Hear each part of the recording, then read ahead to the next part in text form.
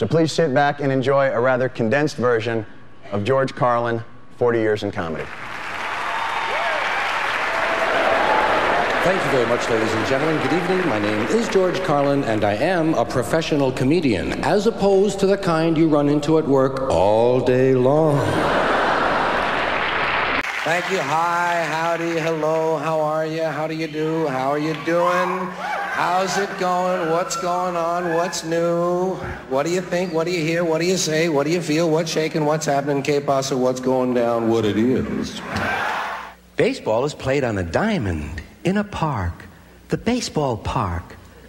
Football is played on a gridiron in a stadium, War Memorial Stadium. The object of the game in football is for the quarterback, otherwise known as the field general, to be on target with his aerial assault, riddling the defense by hitting his receivers with deadly accuracy in spite of the blitz, even if he has to use the shotgun.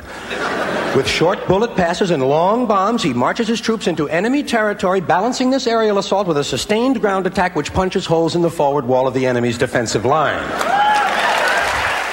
In baseball, the object is to go home. I'm going home. I'm going home. The FCC, an appointed body, not elected, answerable only to the president, decided on its own that radio and television were the only two parts of American life not protected by the First Amendment to the Constitution. And why did they decide that? Because they got a letter from a minister in Mississippi. A Reverend Donald Wildman in Mississippi heard something on the radio that he didn't like. Well, Reverend, did anyone ever tell you there are two knobs on the radio? I'd like to talk a little bit about the war in the Persian Gulf. Big doings in the Persian Gulf. You know my favorite part of that war? It's the first war we ever had that was on every channel plus cable. And the war got good ratings too, didn't it? Got good ratings. Well, we like war. We like war. We're a warlike people. Religion has actually convinced people that there's an invisible man living in the sky who watches everything you do every minute of every day.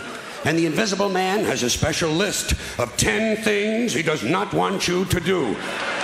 And if you do any of these 10 things, he has a special place full of fire and smoke and burning and torture and anguish where he will send you to live and suffer and burn and choke and scream and cry forever and ever till the end of time. But he loves you.